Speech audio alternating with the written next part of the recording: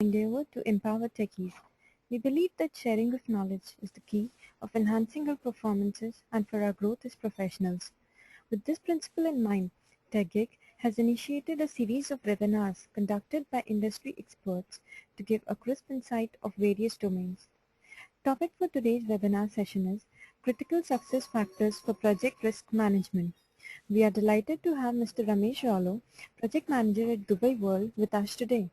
Ramesh has more than 17 years of experience in different roles as Project Manager, Service Delivery Manager, Consultant, Technical Lead, and team members deploying complex and business critical projects. He has worked for organizations like CNC Limited, TCS, Ethos Origin, and Dubai World. Ramesh is a certified project management professional and ITIL V3 certified. He has expertise in end-to-end project planning and implementation right from scope management to project planning, effort estimation, risk analysis to quality management. Gentlemen, this presentation will continue from next 45 minutes and we'll take your questions after the presentation. In the meanwhile, you can post your queries through the chat pane available in the webinar software. Without further ado, I introduce you to our guest speaker, Mr. Ramesh.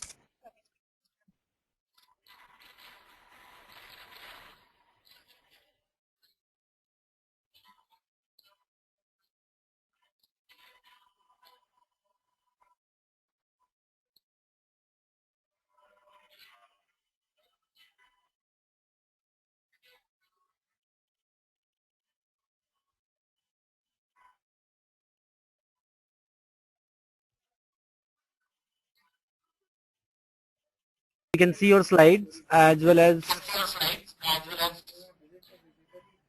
hello.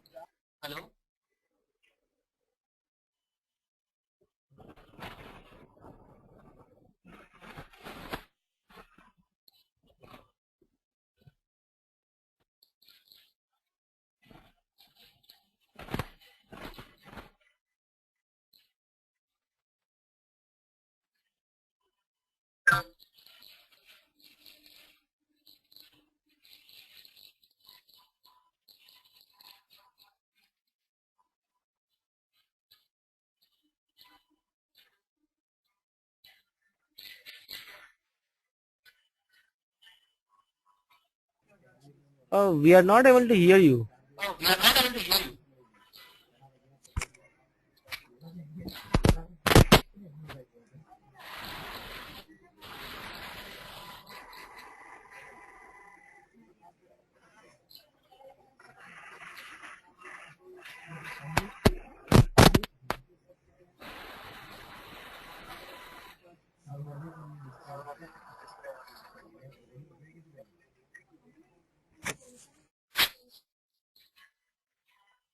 Your voice is still not coming.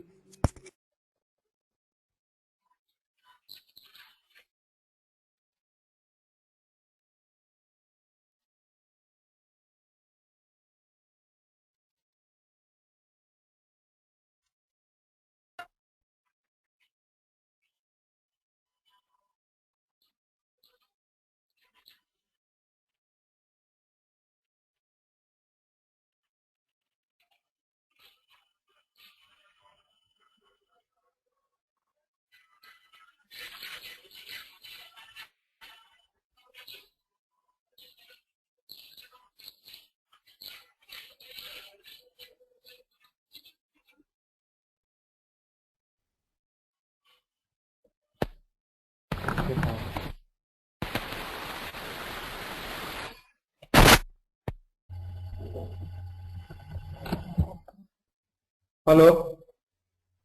Yeah, we can hear you now. Hello. Hello. Okay, so I have to use my laptop microphone basically. I think this is fine. Is it Voice is good enough. this fine? Please go ahead. Okay, fine. Thank you very much.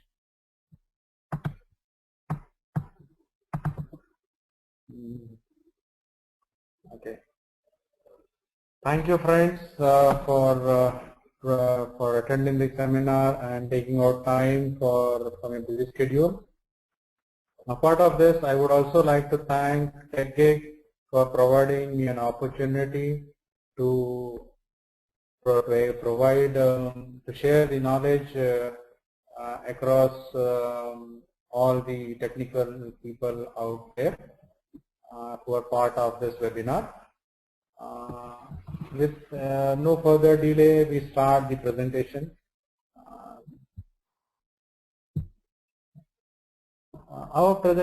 The agenda for our presentation would be based on what is project risk. What are the causes of project risk? What is the project risk management plan? What is project risk management plan? Building a project risk management plan and project risk management methodology, and about project risk management in an organization.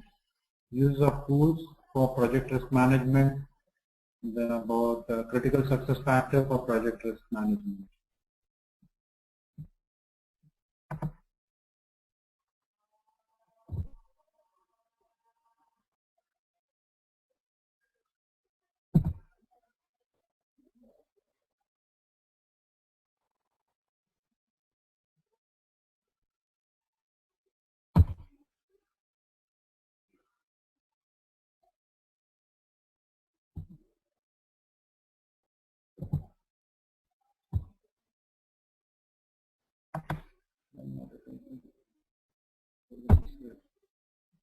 Okay, so when we say risk, so what is risk? Just to highlight what is risk, I've just it's a cartoon which shows how people are doing many things. By doing those things, they are risking themselves, the entire environment. This is how about just a small cartoon to show about what is risk. Now coming back to project risk. Project risk is an uncertain event with positive or negative impact. Whenever we talk about risk, we always think, oh, risk is negative. No, but risk can be positive. In common language, the risk terminology we call threats for negative risk and opportunities for positive risk. Primary components include, when we are talking about the components of risk, is that how do we measure the probability that a risk event will occur, the impact of the risk occurring on a project. Let's take an example. Let's assume that you are planning an outdoor festival for your organization, and you know the rain, because in India rain falls at any time during, especially when you are in the rainy season time, near and so rain can fall anytime. So rain is a threat to your outdoor festival. The rain can have an impact on your program, on the outdoor festival which you are organizing. It can affect the attendance, and it can also, in return, it will affect the revenue which was supposed to be getting generated. I hope everybody is aware of this slide, which we have been seeing in the IT world since ages. Just to bring in some humor in this. What are the causes of risk? The causes of risk are associated with variance in estimate. Let's assume an example that you have estimated for doing a particular task X amount, but it was estimated by a different person. Okay, because in our organization, in any organization, what happens is that the person who estimated and the person who implement are always different. So probably there is a variance in that. So that's how the risk occurs when you overshoot your budget. Obviously, everything is related to your finance, which the business, what this project is going to generate. Other than that, there are uncertainty about the basis of estimate.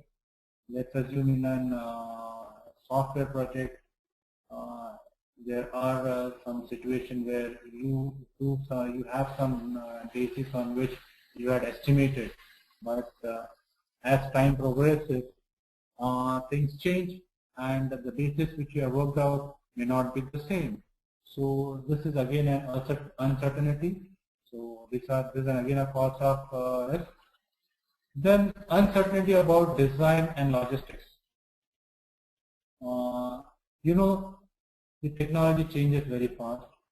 So let's assume, especially this happens, this uncertainty I have seen especially in government sector, because whenever we design a solution for a government sector, by the time the actual execution time comes, the technology has changed in a major way. So this is again uncertainty, because getting all those getting again the design specification and everything matched with what the actual requirement was. Then uncertainty about objective and priorities. Just as I said, because we are living in a very dynamic world, what happens? The objective of a particular project changes, or the priorities changes, because let's assume I had a priority to bring in a particular software in the industry by December, but then we had another project which was developing a mobile application, which was planned 2 months after that. But now, as things are changing, things are changing, so your objective has now changed, because you want to launch the mobile-based application first rather than going in for the other application. This is one cause of risk. Uncertainty about fundamental relationship between project parties. In today's scenario, normally what happens is that if I want to develop a solution, I alone, as most of the organizations, do not have all the expertise within them. So they form a consortium with other companies who can be part of this and they participate in the project in reaching its objective. But all of a sudden, if there is any relationship change, so this could lead to the project risk. I hope I am doing well and I am able to, everybody is audible, and I am not at a very high pace.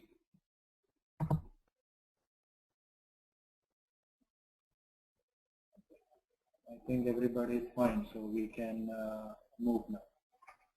Okay.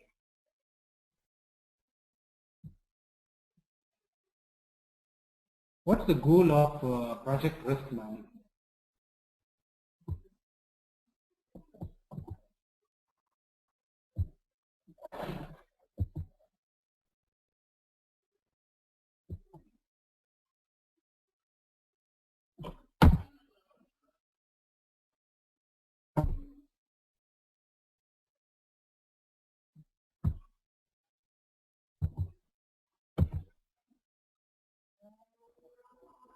The goal of a project risk management is to identify risk within the project and develop a response to either reduce the impact or probability that negative risk will occur and increase the probability and impact of positive risk or opportunities.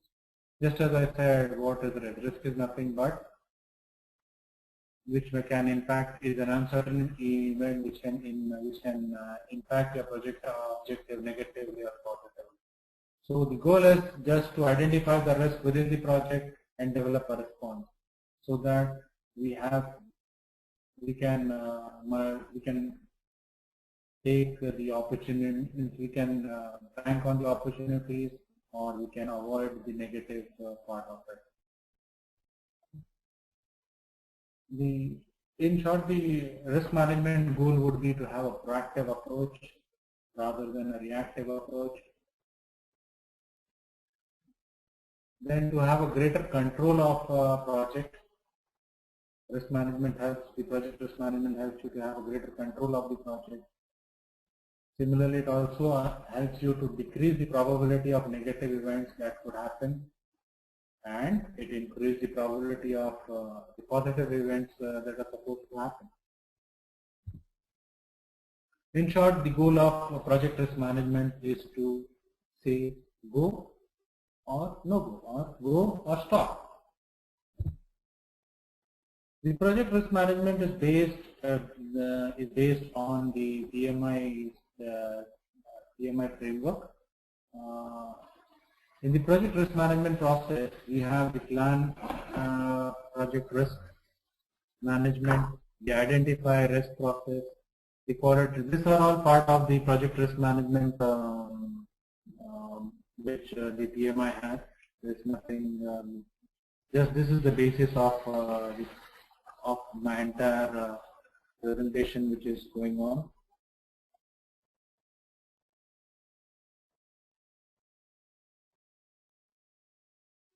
In short, when we are talking about project risk management and project management can be seen as an attempt to control this uncertain environment through the use of structured and disciplined techniques such as estimating, planning, cost control, task allocation, earned value analysis, monitoring, and review meeting, etc. We will try to see how we manage the risk. Basically, my target would be talk about more about the project risk management plan.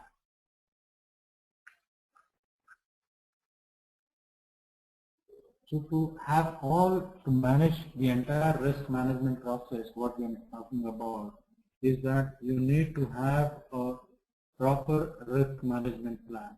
Risk management plan can be a risk management strategy of an organization. It can be a risk management plan also. Different organizations calls it in a different way, or it can be a risk management policy. This is all what we are talking about. So what is the basis of coming up with a risk management plan? The basis for coming up with a risk management plan is to have agreed upon approach, then you have agreed upon definition, then you have the quality, the information what you are gathering for doing the risk management should be of high quality, and whatever we are doing, it has to be a very iterative process. So we'll try to get into the details of this pyramid. Now, agreed upon approach.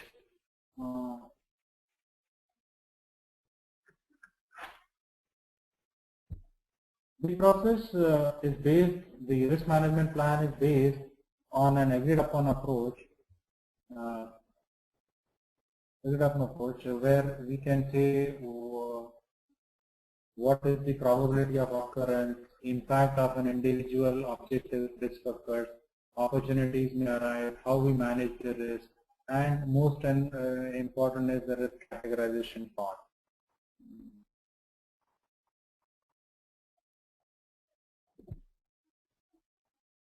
This is, I believe everybody would be aware of this. This is your probability scale. Now these things, when I'm talking about this thing has to be very clear during this at a very organization, means at the very top level of the organization. That's how the scale means whatever we define, how we categorize the risk and what rating we provide them. Just as I've seen here that the rating 3 category is possible, means description is 25 to 50% chance of happening. So we need to know that this is for this particular rating what the category needs to be defined. So everybody follows, everybody in the organization have a common understanding and has the common scale to measure the risk. So which would help everybody in the long run. Then this is the impact scale, similar to what we had the previous scale. Here also we need to have a well-defined structure where you can say when can we say that when we categorize a risk, the impact of a risk is very critical. When? So we need to have this thing predefined in our risk management plan. These are that's the impact scale which I know that the attendees, most of them are are from the project management background, and probably they might be aware that what we are talking about. Then we have the PI matrix, where this is what I was.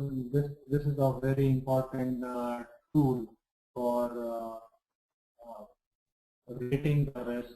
Okay, based on this, you can say that this risk is high, this risk is medium. These are all just trying to highlight here is that basically we need to have a predefined approach or a predefined process or definition of what critical means.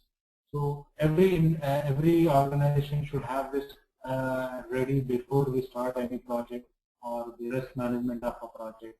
So this will really help us to manage the project well, to manage the risk, and the organization can very well encounter any sort of risk or any sort of whether it is positive, whether it is negative, how it needs to be handled is predefined. Then there's the PI matrix, where just as it's a color coded thing, where all the things which are in red, they fall under a high category, fall under the critical path. So here, as a project manager, you need to be ready with a contingency plan for the risk, and have the contingency plan, whatever is required for making this contingency plan ready with you, and not wait for the risk to occur or opportunity to occur. You should be ready with that. Then we have the risk. This is another tool for managing the risk, where you have identified the risk and you have broken down into broad categories, that is management, external technology. There can be many categories. It is up to how the organization or how the team defines it. And there has to be a common consensus between all of them, that a particular category of risk. And you have to define you can define many levels, but I think this is the maximum which we can do when creating an RBS. It is similar to like creating a detailed work breakdown structure in a project management part. So this clearly defines where the pain area lies, so that you can hit those pain areas and try to mitigate those risks and reduce the impact of the risk.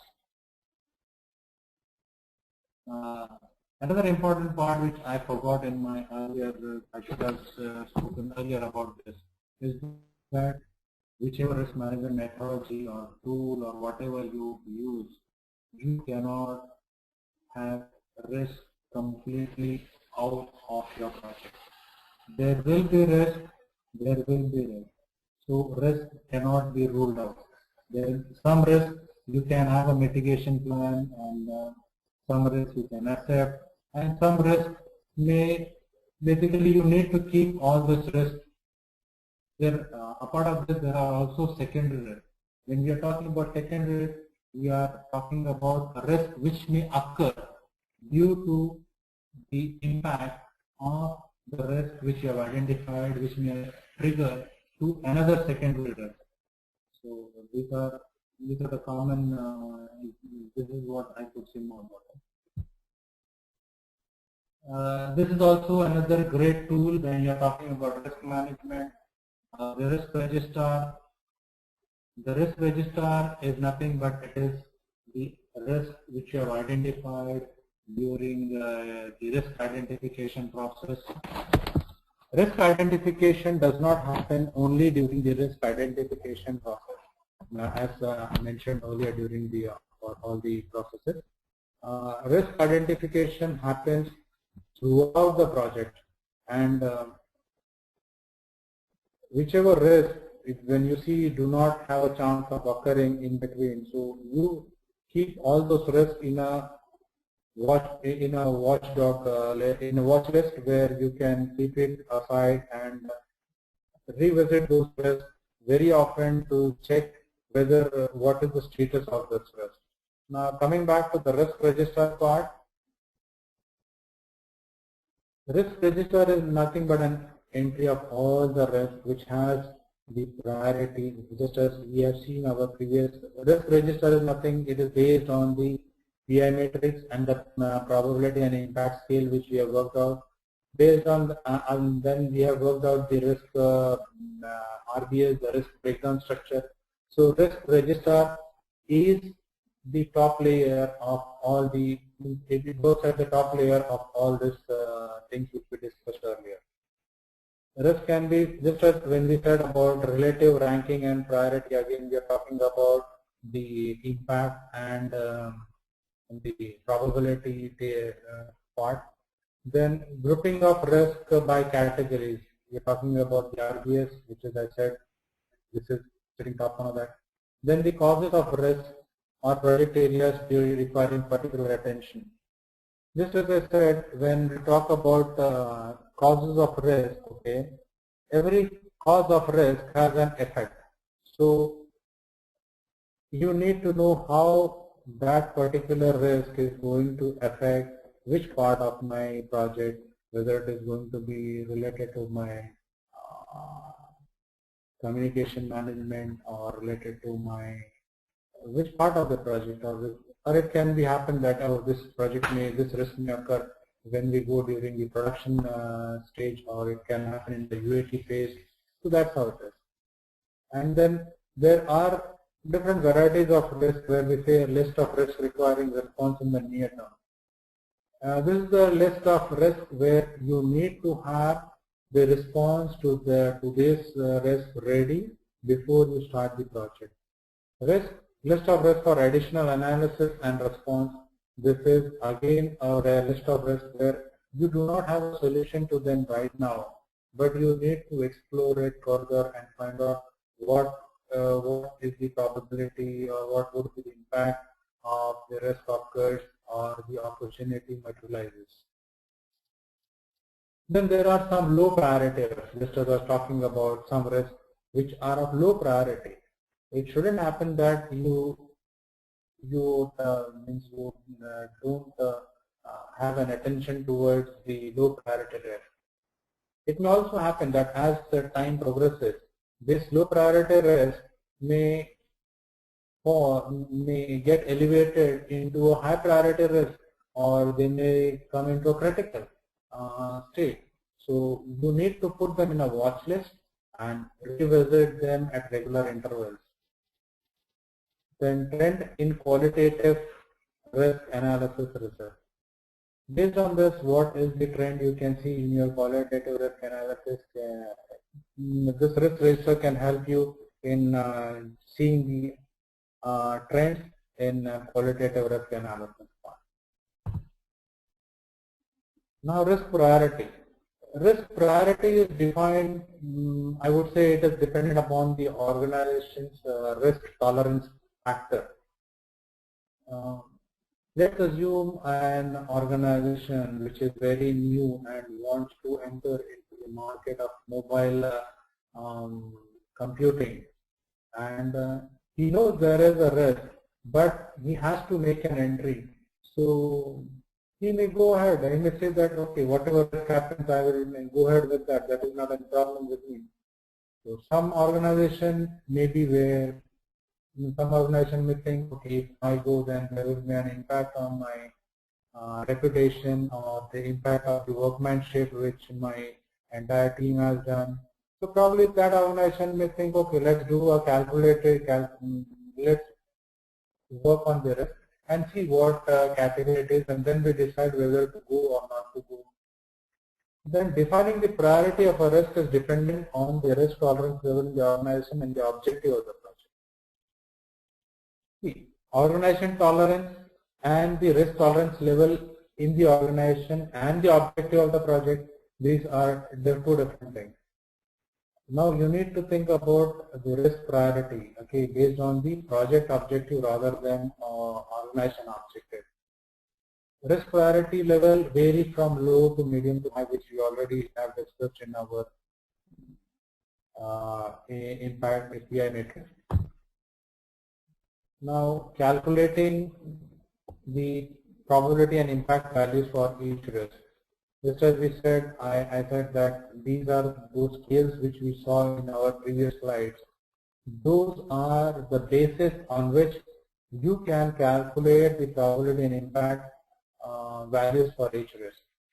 If you don't have those things, those predefined definition or agreed upon definition within your organization, I think it is very difficult for you to assign the PI, the probability and impact values for each of the risks which you have identified in your risk register.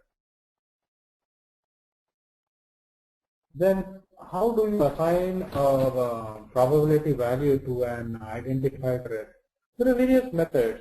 Just like you talk about having an expert judgment, you talk to your technical team and take their view about whether the risk will materialize or whether the opportunity can materialize so that we can cash upon it.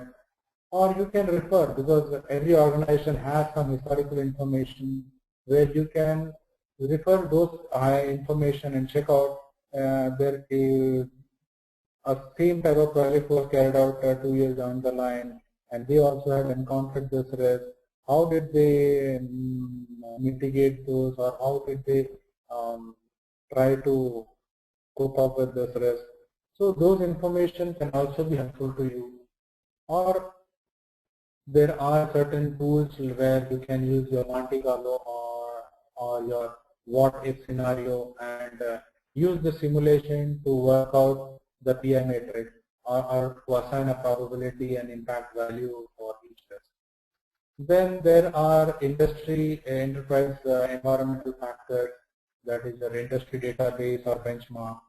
So based on this thing, you can assign a probability value to each of the identified risks. Now the impact of a risk can be measured qualitatively as well as quantitatively. Every organization has its own way of looking at risk, whether they want to see the quantity or they want to see the quality. It is dependent upon the organization. Risk data quality. This is very important thing in risk management, because when we are talking about risk management, we are talking about the information which we have collected. On the basis of that information, we are saying that this is a risk. So now you need to ensure that the data which you have collected about the risk or the opportunity that we materialize is of the required quality, because it should not happen that somebody was talking about it, so I put this as a risk. No, you have to have the data source which is coming from should be a valid source, and there should be some justification towards it that this is a risk. Anybody cannot say that the resource availability is a risk. I do agree, resource availability is a risk, but then how do we, on what basis are you saying that? The quality of the data which you are availing, it is of very prime importance. Not only that, the source of information, the legitimacy of the information, and how dependable. These are the things which you need to examine before putting that risk into the risk register. It's basically, I would say, is a pre-qualification in verifying the data what you have received about a risk, and then only enter it into a risk register. This will not only help you to reduce the list of risks, but also you are confident enough that you can handle this risk at any point of time, because this information has come from a reliable source, or this information is very legitimate, so I can work on it. Now, these are the characteristics of risk. I hope everybody is known about it. When we know there is going to a risk to happen, okay, this is a known risk to us. Just as the common known risk is that I was discussing previously was about resource availability, because at the end of the day, for any project, it is the people who are working on it, and people are human beings. It can happen that a team member who is working on your project suddenly quits. Or it may also happen that the person who was working on a project is sick, or he has an emergency at home and he has to go back. So this is about unknown risk, which we know. So as a project manager, you need to work on this and be ready with the contingency plan or with the proper response for this. Now, if you're talking to me about a response, what I normally do is that for HR, for resource management, I ensure that the team members who are working with me are listed down. I have their leave plan, I have their I have all these things, and I have their leave history. This is proactiveness from which we can do. Other than that, this is what the proactiveness. But other than that, the emergency you cannot calculate on it. Now coming back to the second part, known unknown. Item that will affect you, although you are not able to predict how and how much they will affect. Just as I said about the resource not available. Now, resource not available, but at what point of time, when, and how much is going to impact to you, you don't know. So this is known unknown. There are other risks, but I'm just using that same example down and down. Unknown unknown. Items that are beyond your ability to foresee, example force majeure. Now let's assume that you are working on a project where suddenly some flood comes or something. So that this is unknown. You don't have any control over it as a project manager or an organization, whatever it is. There is no control over it. Then we are talking about risk trigger. An event that happens before a risk and suggests the possibility of the occurrence of the risk event. Just let's take an example, the risk trigger. Okay, now I'm talking about estimate. Now you know we all most of all the organizations in IT are global. So the fluctuation of the dollar value has an impact on the entire estimate which we have done. Let's assume the scenario where 8 months down the line we had taken some X conversion factor of dollar, but down the line when you can see that the rupee getting devaluated and all that, and see the dollar price rising. So probably that's a trigger which you can see that is going to impact your cost, impact your profit margin. And when it impacts your profit margin, it percolates down to the level which we need to evaluate it in a proper way. Now coming to the positive risk. Positive risk is nothing but an opportunity that impacts project objective positively. I can cite an example about how a risk which was there, but I was able to materialize into an opportunity.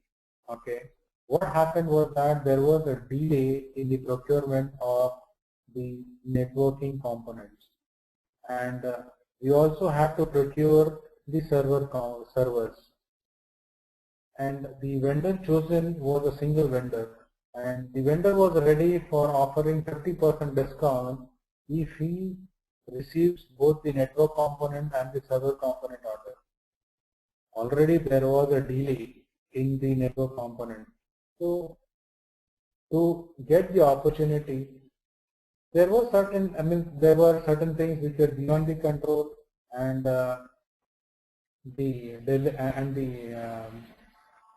the procurement order placement of the network component got delayed, and which aligned with the time of the server component. So we took this opportunity and availed that 50% discount, even though there was an overall impact on the project. But then that's part of project. Talking about negative risk, I believe everybody is aware what is negative risk is all about. This is a very good picture, or graph which I would say. If you are seeing the probability and impact of risk, across all the phases of a particular project. Whenever you take any project, at the beginning, you see that the risk in the project are very high, very high. If you are not sure whether the customer really needs this, whether you are not sure whether you will get the required team, you are not sure whether you will be able to complete on time, you are not sure whether the contract or whether the other required stuff will be available to you on time. So, but as in time progresses, the risk probability decreases a lot. So when you're at the closing phase, the risk probability is not zero, but it is very low. Similarly, the impact has a reverse. Whereas when you're starting a project, you are not sure how much it would impact if there is any change or anything happening in the project. So you are not sure. So the impact of the risk impact is very low in the starting phase of or initiating phase of the project. But as you progress, if there is any risk which would occur, the impact of this risk would be higher and higher as we progress toward the closing phase of the project.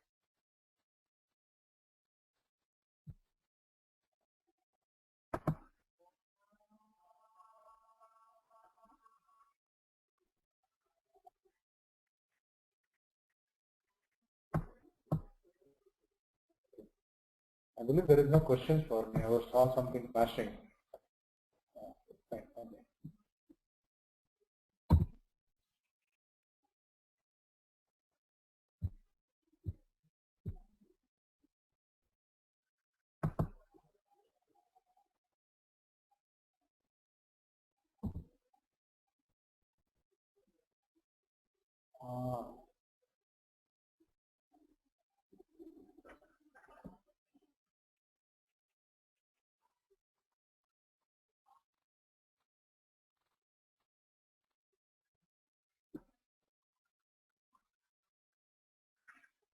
Okay. Now coming back to the stakeholder perception about risk. As you know, when you're doing any project, there are various stakeholders. So a stakeholder's perception about risk is very crucial because it controls the way in which risks are handled and documented. As an organization, you know that this risk is not, if it occurs also, I do have a mitigation plan. But the customer, who is one of the stakeholders, has a perception about this risk very negative. He says that, oh, this occurs and it is going to impact me very badly. So these are the things which these are things which are trying to highlight by this particular slide. Apart of this, I would suggest here is that basically you have to communicate whatever the risk register. The discussion means when you are talking about during a project review meeting or anything, project progress meeting or project review meeting, what or status review meeting, whatever you call it, the discussion of risk should be an agenda in those meetings, and you should run the risk register to the stakeholders and take their view on or check with them whether they have any update on any of the risk. And this will really help you to be ready, to be proactive in mitigating or finding a solution to this risk.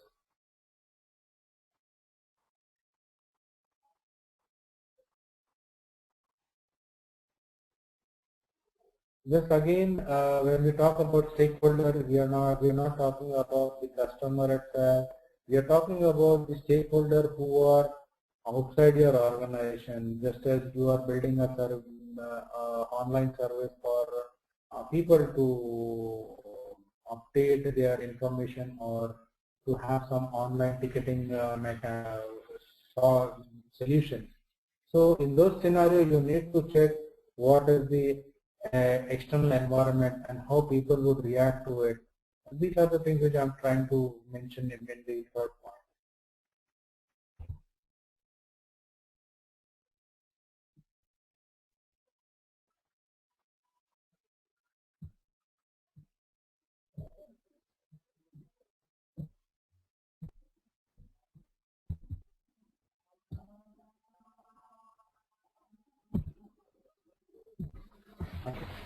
Now,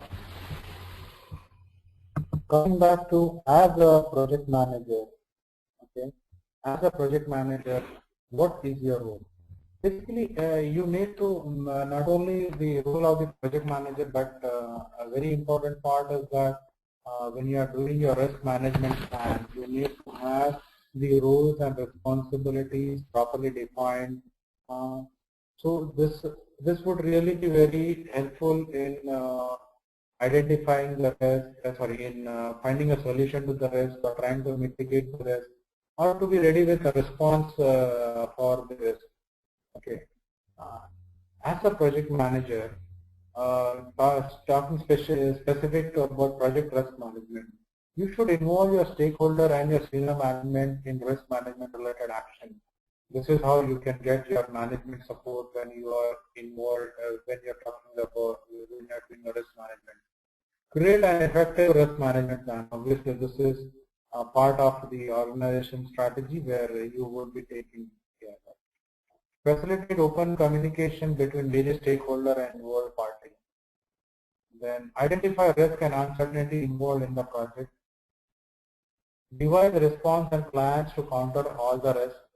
Perform various analysis techniques to obtain near foolproof estimates. This is a typo error, it's a foolproof estimate.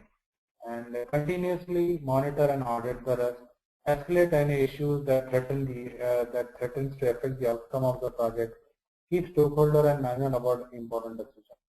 So, as a project manager, if you are able to if you do all this stuff, probably this is what you can very easily manage the project risk and meet your project objective with very less effort.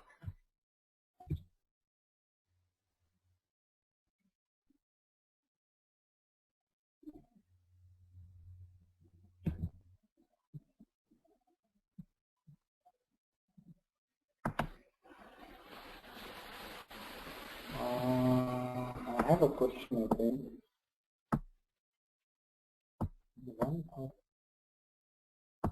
How do we identify, let's take this question. How do we identify risk related to variability of the estimate, since we will not be sure of variability at the beginning of the project?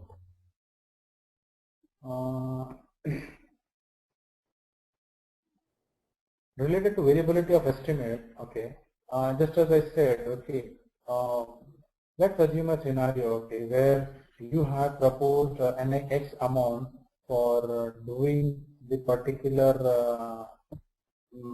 task. Okay, that's your estimate. Okay, but then after you have been awarded the project to go ahead with that, and you come to know that okay, basically the type of resource which was taken at that point of time, okay, or the cost of the resource which was taken at that point of time is now no more available. So that is how it is. Let's assume that you had estimated using what I would say a resource who had 2 to 3 years of experience. Now you don't have a resource of that category. Now you have a resource who is 7 to 8 years of experience, and he falls under a different pay scale. So obviously that is again your variance towards it. So that is what I'm trying to say. Have I answered your question, Gopal?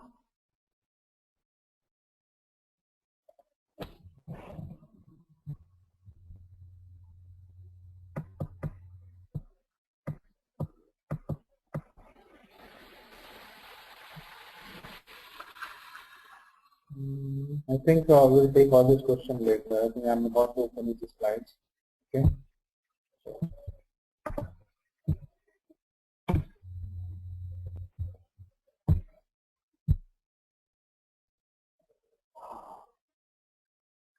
Now talking about risk acceptance. whenever in a project scenario, you cannot, you have identified the risk, you have listed down the risk, you know the response, but it is not that whether it is a risk going to occur or not, or whether the organization is ready with the response.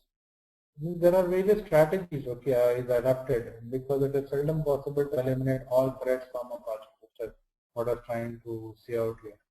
So whether you cannot eliminate all threats, just as I said in the beginning, okay. There will be risk in the project right from the beginning till the end. So you have to adopt a strategy for it. This strategy indicates that the project team has decided not to change the project management plan to deal with it. Basically, what happens is that in most of the responses, let's assume you have identified a risk, and to mitigate those risks, you need to have a change in your project schedule, so that you can reduce the impact of the risk. So there are certain times, okay, no, I will go as it is scheduled because I have to deliver it on time. Whether the resource is available or not available, I have to take a risk, and you accept the risk and you move ahead. So you have not decided to change anything in the project management plan. So that's how it is. This strategy can be a positive strategy or a negative strategy. This can be either passive or an active. When we are talking about passive acceptance, then you are not going to take any action, but you say that, okay, hoga to dekha jayega, jab hoga tab.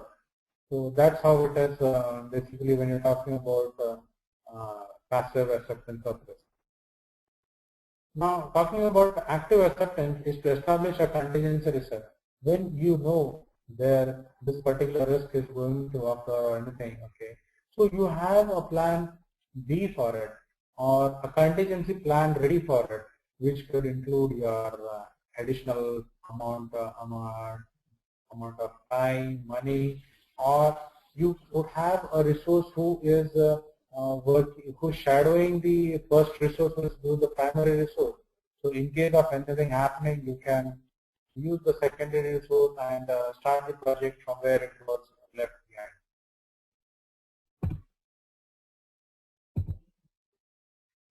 Now talking about risk acceptance strategy, okay. This is when you are just like your project is like a journey, okay, when you are with the start and an end, okay. Now, when you are talking about risk acceptance strategy, it all depends upon what is the return you are going to get and how is the risk. So to cut it short, when should you accept risk? You can accept risk when you know a potential outcome can be determined, and when you know that the chances of success greater than failure, when you know that the company afford the potential loss, when you know that the company can afford, oh, this much loss, okay, my company can bear that, that's not a big problem for me. Again, the same important thing, you can accept the risk if you know that the information which has come for identifying this risk or doing the risk analysis for this particular risk has come from a reliable source. So you can accept those risks. Are the benefits of taking the risk clear? When you know that if this benefit means it would be obviously an opportunity, right? So when you know that if this opportunity occurs, you should be able to take benefit out of that. And the other last and important is that, is this the only option available with us? There is no other way. So then these are the scenarios where you should accept risk. Now the general rule says that is about risk acceptance is that risk should only be taken if the benefit exceeds the potential cost of an unsuccessful outcome. I believe this is what we do normally. Okay, when we know that if we are going to get benefited, then only we move with this risk, or we accept the risk. We will be talking about different risk strategies. Out of them, one is risk avoidance. Just like when you see a person when he is walking on the footpath and he sees a banana skin lying on the footpath, he just takes a detour and he moves on. So that's how you avoid the risk. So it is a negative risk strategy. Risk avoidance involves changing the project management plan, just as I in the example which I've shown in cartoon. It shows that that the guy who is walking straight, he has to change it, he has to take a detour and avoid that risk. The project manager may also isolate the project objective from the risk impact or change the objective that is in geopark. Okay. He can basically it is about the project manager. He has to isolate the project objective from the risk impact, but he alone cannot do it. He has to take everybody into confidence and check whether we can avoid this risk. Then talking about risk transference.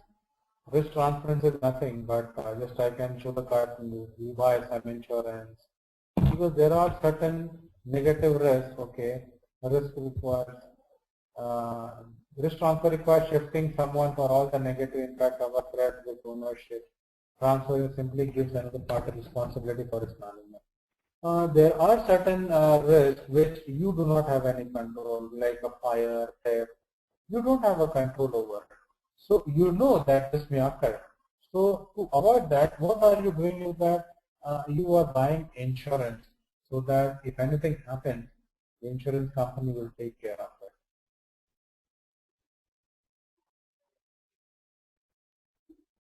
But just to highlight, now the insurance also has certain mandates. Okay, we cannot accept. They also don't accept risk anything. Means whatever you say, okay, you can't take this risk of fire. But there are certain mandates. You need to have the fire. Yes, the warehouse should be in such a certain location. It should be guarded. It should have a fire protection system. Those are the various things which they have mandate, and based on those mandates only they accept this risk. So this is again a strategy, negative strategy, where you are transferring the risk to another third party.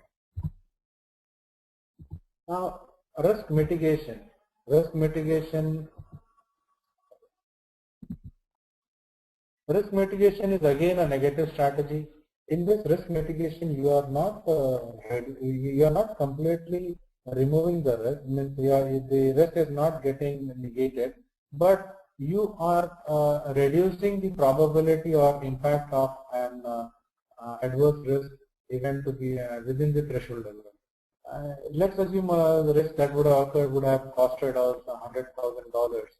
Okay, but after doing some mitigation plan on that, you come across that the risk will occur, but now the impact level has reduced to 10,000. So that's how it is. It's a negative risk strategy. So now risk exploitation part. Risk exploitation is a positive risk strategy where we are talking about converting that risk into an opportunity, selected for risk with positive impact where the organization wishes to ensure that the opportunity is realized. Just as I said, we set an example about the network component and the software and the server components order placement. Example, directly exploiting response include assigning an organization most talented resource to the project to reduce the time on completion or to provide lower cost than the original plan. Okay, so let's assume that this is how most of the this is again a business strategy. Okay, talking about, let's assume when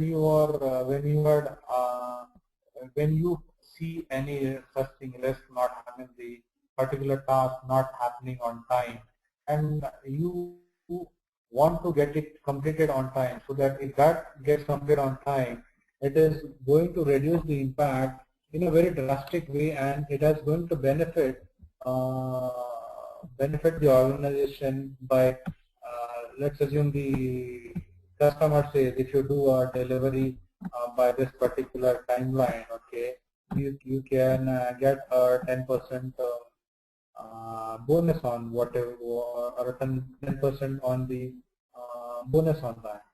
So what you would do here is that you can put your most talented resource and get the work done fast, and that's how you can cash on the opportunity. Risk sharing. Risk sharing is again a positive risk strategy. Sharing a positive involves allocating some of or all the ownership of the opportunity to third party. Okay. Now let me just be clear on this part. This is not about buying insurance or anything. It is about let's assume that you have a particular customer X, okay, and you have been associated with this customer for since last 10 years, okay, and now the customer has an opportunity for developing a solution for its customer to pay their bill online. Now you know that you do not have the capability in-house to take this opportunity, but at the same time you also don't want to lose the customer. So what you do a strategy out here is that you do alliance with a company who is best in this solution. Okay, so that's how it is. You can take advantage of this opportunity.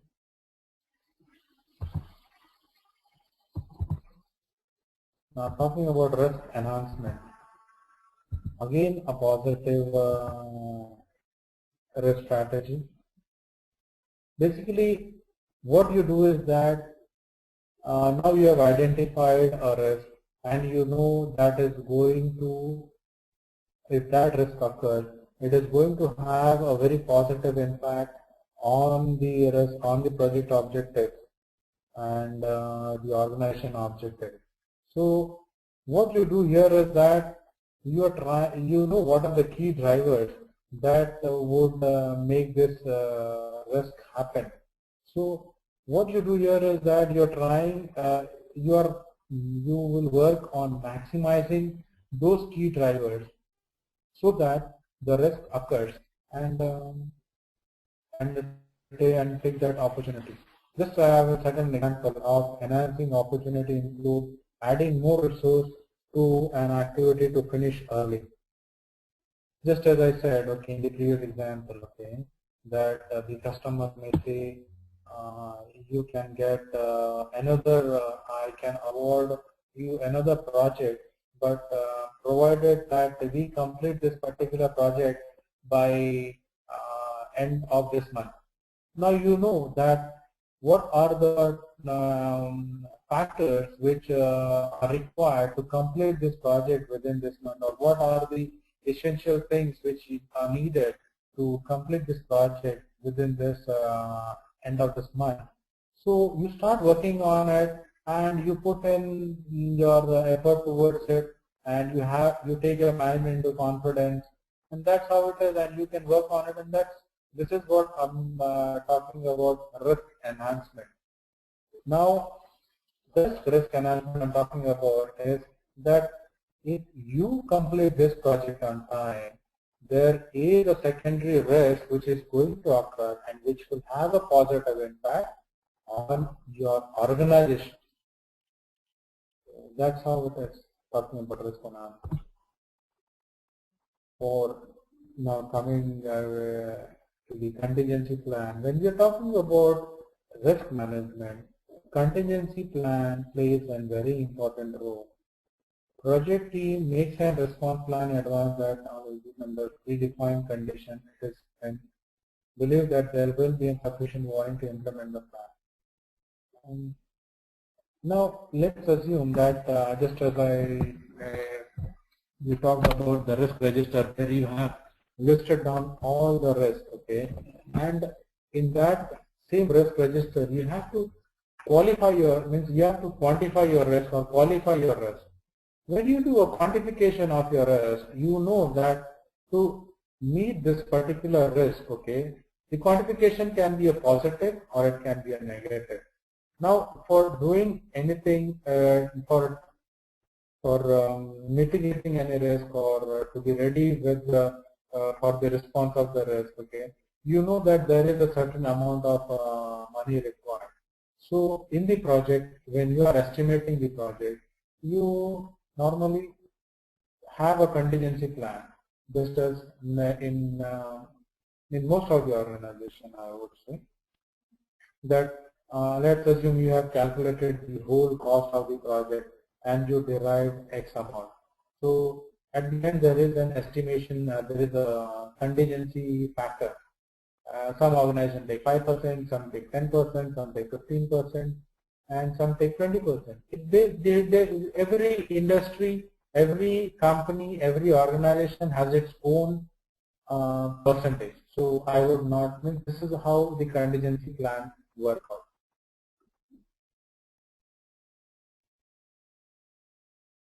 Just as I know that a contingency plan for this particular example which I cited out here, just as what we talked about in our first slide, is about having an outdoor event. Okay. Now you know the rain dates. You can obviously this is okay. You can have a discussion with the Met department and check out what are the probable dates of rain occurring. So they can give you a tentative date. Now you have got the information from a reliable resource.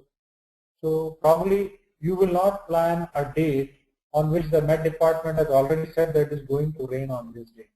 You will not plan a schedule or program on that day. So that is what I'm just trying to highlight by this example. Now business continuity plan. Contingency plan and business continuity plan are two different things. Business continuity plan is prepared, basically created to prevent the interruption to normal business activity, protect critical business process from man-made and natural disaster, and minimize the effect of all resumption of business process. In an organization, okay, normally there are risks which are ongoing risks. Okay, so probably just as example, I would say is that a particular stock exchange. Okay, stock exchange it has to be available during the trading hours. Okay, and plus the data should be available to all the people 24/7, and the system should be online system should be up and running always. But now here, what would happen is that if the particular, let's assume that the people who are working on Bombay Stock Exchange, okay, and there is some problem, and the people to Bombay Stock Exchange couldn't arrive on time, or nobody was able to start the online business. Just trying to give a vague example. So this is about the business continuity plan, to have the necessary amount of resources available so that you do not lose your business, just as like having a DR site at a particular different location. That's about the business continuity plan which I was talking about. Then about contingency reserves. Previously we had talked about was we are talking about contingency plan.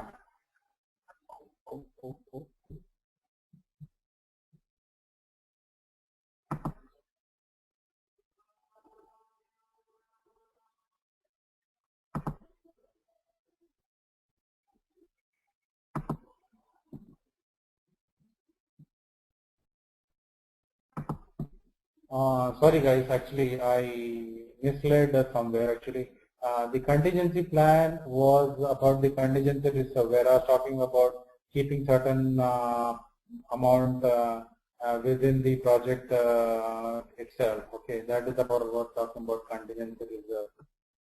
And about the contingency plan is that your plan B.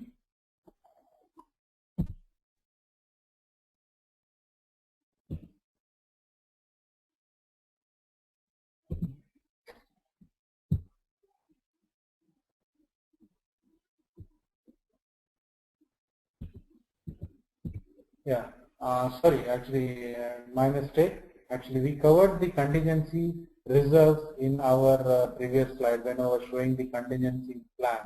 Now, contingency plan is a plan B sort of thing.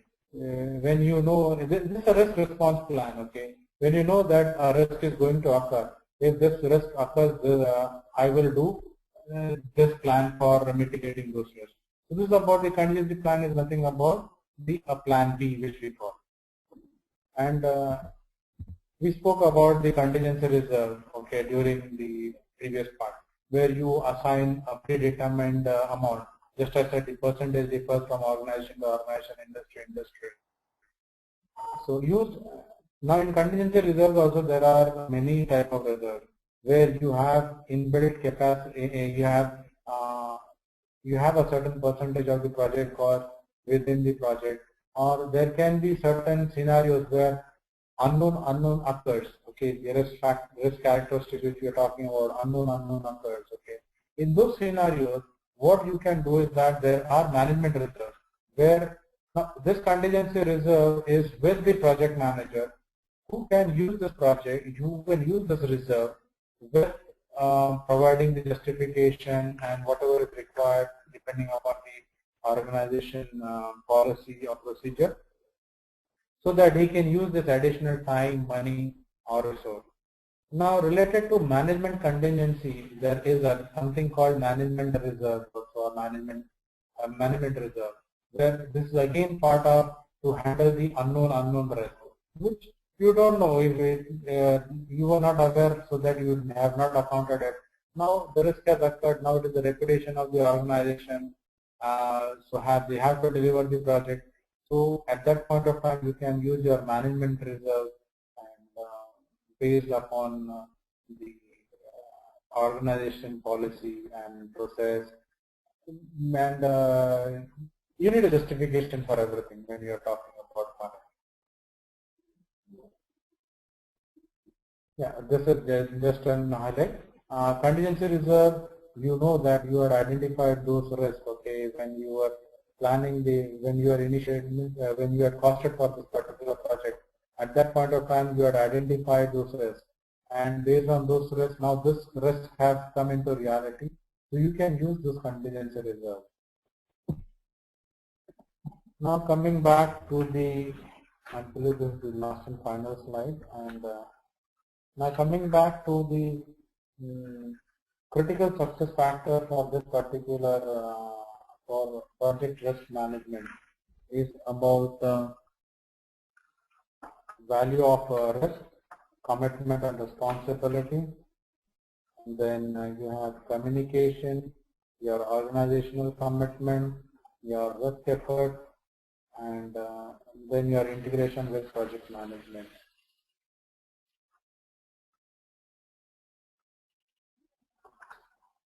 Okay. Now let's start with the value of risk management.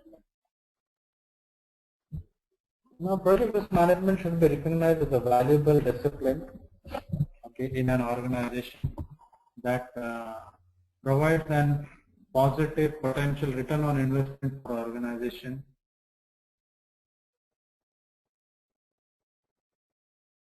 Management stakeholders and team members. Now this is about the value. Basically what I'm trying to say here is that the management should value risk management. Risk management, ठीक है, वो जब होगा तब देखेंगे ना, या not now. Let's talk about the risk when it occurred. Not that way. The management should have a value towards risk management. That is what I'm trying to say out here. Commitment and responsibility. Project participant and stakeholder, whoever are your project participant and stakeholders, should all have a commitment and responsibility for undertaking the risk and doing their roles and taking the responsibility and asking whatever is required from their side to mitigate those risks or to enhance those risks, or whatever is required for that particular risk, whether it's a positive or a negative. We should have that individual commitment or responsibility this is one of the key factors which could which can have project risk management success. Now, talking about communication, as part of project management, a project manager spends nearly 80% of his time in communication. So, when you're talking about risk management also is part of project management. So, communication about risk should happen at the right time and to all the stakeholders involved, so that everybody is aware that what will happen if this risk occurs, or they are ready with their response. And it is like basically to get a consensus from everybody, you need to communicate the risk properly. Now, talking about organizational commitment, okay. Now, organizational commitment, okay. When you're talking about organizational commitment, okay, the project risk management strategy, okay, has to fall in line with the organization goals and objectives also. So there has to be a commitment from the organization, okay, whenever requires a high level of managerial support other than the project management discipline, because handling some of the factors will require approval or response from others at level above the project manager. So you need to have an organizational commitment towards handling the risk. This is also one of the most important factors, that what we call management support. Okay. Now, value of risk management and management support are two different things. Value of risk management is that the management should have a value for risk. Now, you're talking about organization commitment is about that for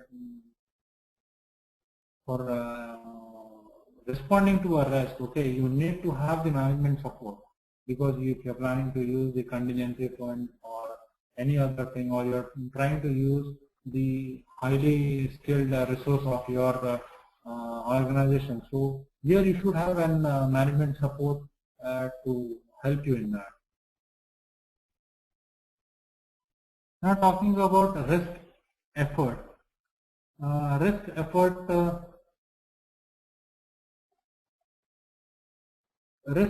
okay, risk effort, when you're talking about risk effort, is about that the project risk and management should be appropriate to its potential value to the project and the organization. Means whatever project risk management is talking about is, means whatever risk effort you are going to put in, okay, it has to be appropriate and it should be working towards the outcome of mitigating those risks, or see about encashing the opportunities. Now, another thing is that, then the last and most important factor is that integrating of the risk management with project management, which is really very important, because project risk management cannot cannot exist in vacuum. Okay, it cannot be isolated from other project management process. So project risk management requires the correct execution of the other project management processes also. So this is how these are all the critical success factors which will make project risk management easygoing, and which will help us to have the response or identify the risk or mitigate risk in a proper fashion. I hope I was able to meet everybody's expectation. I'm sure I will not taking the risk part of this was that I know I would not be able to meet everybody's expectation. This is what the risk which I had taken. But I did my best to deliver. So I now want a feedback from you all, so that whenever I do next webinar or something opportunity comes like this, I can really use this and cash upon it. So we have shared the questions with you. So I think I'll just concentrate.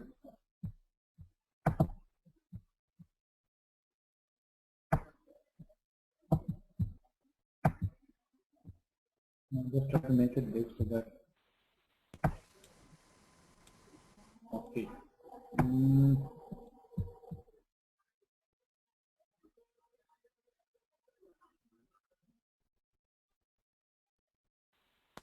Okay. Now, I think this is the first question, right? How do we identify risk-related variability of the estimate, since we will not be sure of variability at the beginning of the project? Gopal Krishna. Okay. Now, I think I have answered this question in the beginning itself. Gopal, I believe I have answered it right, because during our initial stage when I took this question in between.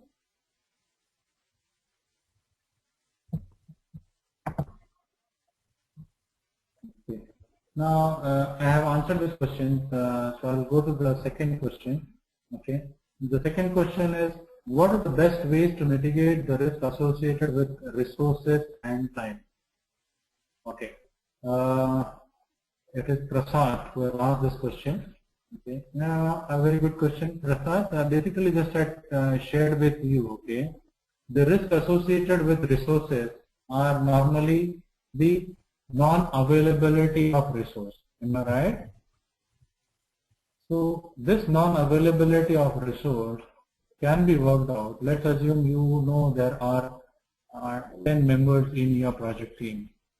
So what you do is that you take, first thing is that I would suggest here is that you prepare a leave plan of all the 10 resources, and also check, basically the project may be starting now, okay, they will, whatever is the, so you need to know their leave what they have availed, okay, 2 months before or 6 months before. So based on that you can make a guesstimate that okay, this guy had gone on an annual vacation 6 months ago, so probably he may not go in this coming period of my time. So these are the things, and basically not only that, what happens is that you have to have this, or what I would in the project management language they call it resource management plan. Basically, where you have the resource leads, the resource or data with you, and you have to revisit this resource management plan very often with your team. Not very often, basically once in a month, or talking to them, asking them, are there any change in your leave plan? Because it may happen that his cousin may be getting married next month, which was not planned earlier. So it was not part of his leave plan. So this is one way. And about time, what I would suggest here is that whenever you are preparing your schedule for this particular project, okay, involve your team members and you take their feedback and check with them that and map them with their leave plan what they have made. And so what happens is that this builds in confidence within your team, and you need to enhance, you need to emphasize on the criticality of this particular resource or this project, so that what happens is that the resource feels important and he is committed.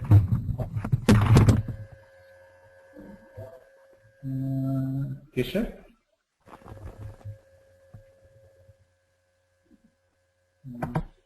Now coming back, I hope I have answered the second question, Prasad.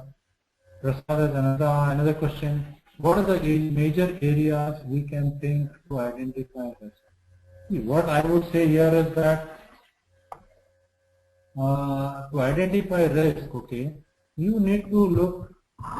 You need to look at each and every aspect of your project management. Management, I would say, not project. Basically, you need to start from the. Okay, when we can think to identify it. See, when at the start of the project, you can start thinking about identifying risk. And identifying risk does not stop at any stage of the project. Identifying of risk happens throughout the project life cycle. I hope, Prasad, I have answered your second question also. Coming back to the Third question. Would the project team be considered stakeholders at least with reference to risk identification?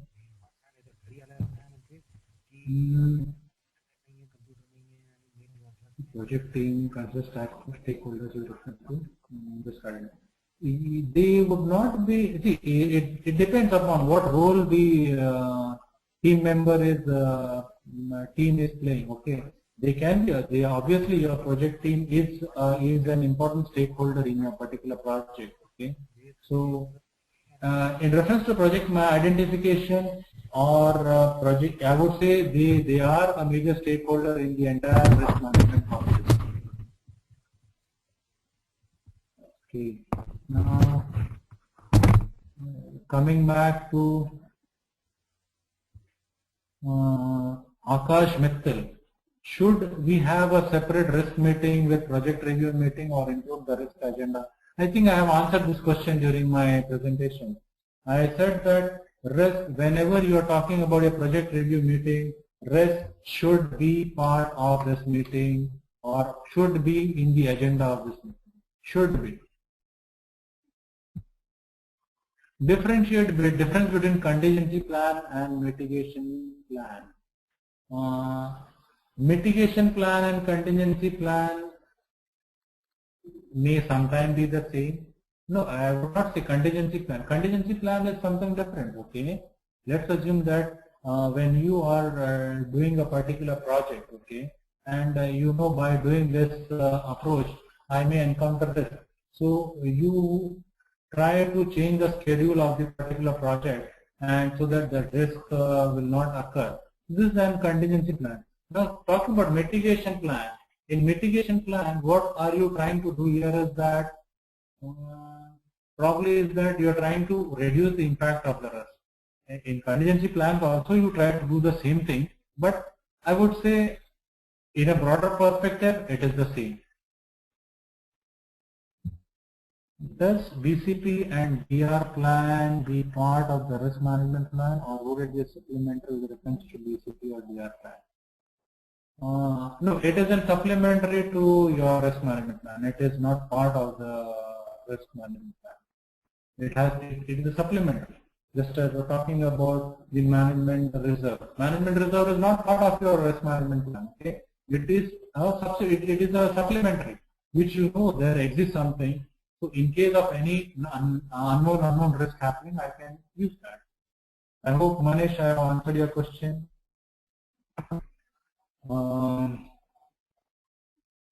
What is the difference between qualitative and quantitative risk analysis? Probably, in short, what I would try to say here is that when you're talking about qualitative risk analysis, okay, you are assigning a value, you are assigning a category to it. Let's assume high, critical, low, very low, normal, like that. But when you're talking about quantitative risk, you are assigning it a dollar value. I hope, Sitaram, I have answered your question. How can we say that the organization tolerance is high or low? I would say that you need to refer your past projects or the documentation which has occurred on the historical information in your organization to check out the risk tolerance part.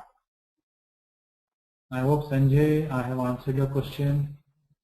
Then about Anupam Srivastava. What about perform qualitative risk analysis versus the application in project management? Yes, it has to be part of your project management. What my presentation here covers is about how do we manage project risk and what are the tools we are going to use. So whatever tools I have talked about, the PI matrix, then the other things which I talked about is basically part of your quantitative risk analysis.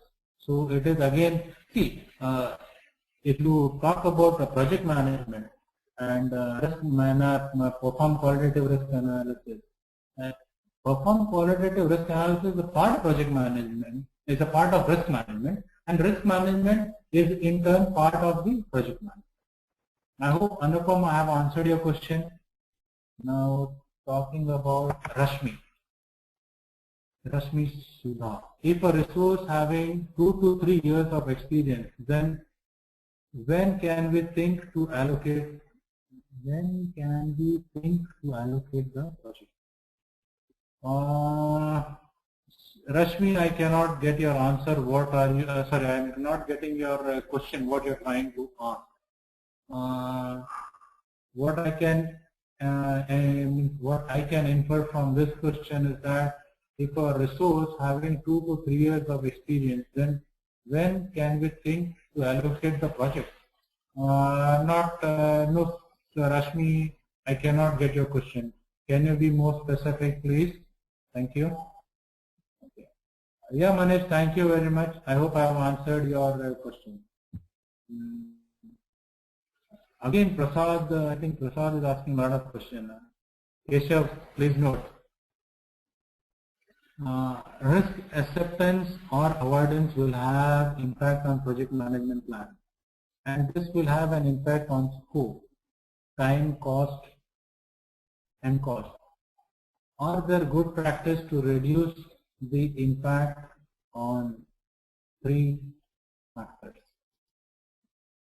Prasad, whenever any change, okay, whenever any risk, the risk has an impact on, these are the triads of project management, okay, scope, time and cost.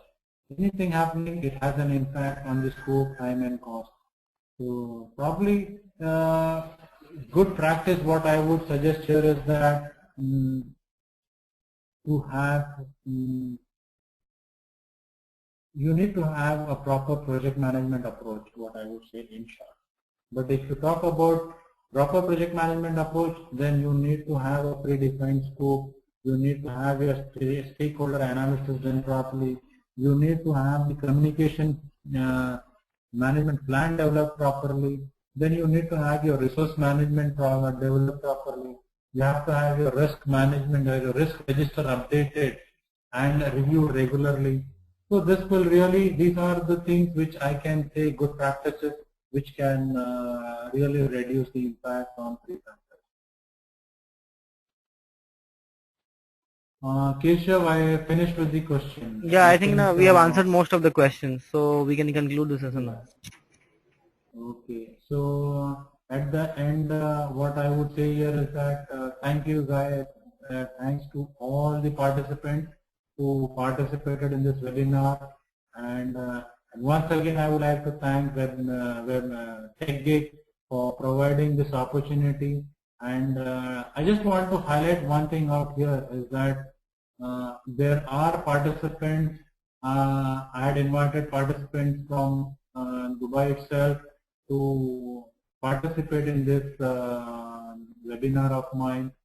So I believe TechGig is reaching globally. And thank you very much, Keshav.